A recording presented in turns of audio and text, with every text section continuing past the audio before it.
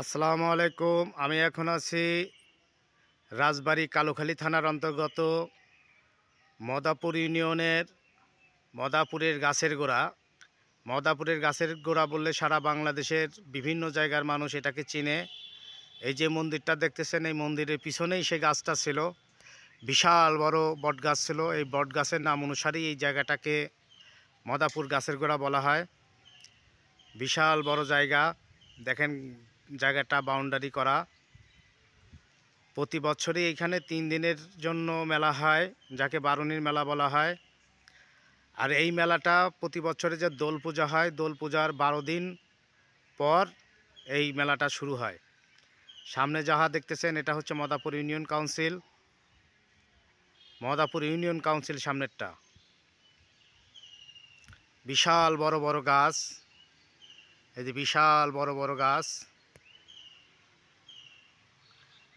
এইখানে একটা গাছ, সব বট গাছ। এই বট গাছের নাম অনুসারেই এখানের এই জায়গাটাকে গাছের গোড়া বলা হয়। আমি আপনাদেরকে দেখাচ্ছি, এই যে বট গাছ অনেক বড় মোটা, এবং যেই গাছের গোড়ার নাম অনুসারে এই জায়গাটার নামকরণ, সেই জায়গাটাও আমি আপনাদেরকে দেখানোর চেষ্টা করতেছি।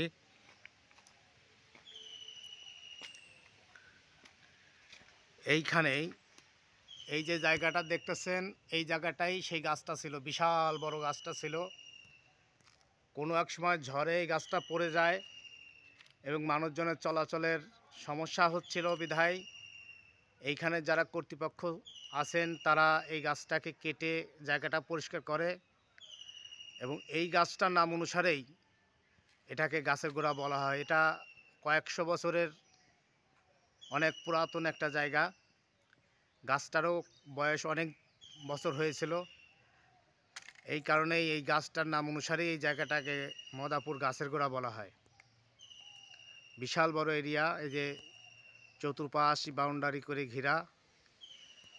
আর অল্প কিছুদিনের ভিতরেই, আজকে 20শে রমজান, 26শে রমজান থেকেই এইখানে মেলা শুরু হবে, বারুণীর মেলা। 3 দিনের জন্য এখানে মেলা হয় এবং এই মেলাটাকে বারুণীর মেলা বলা হয়।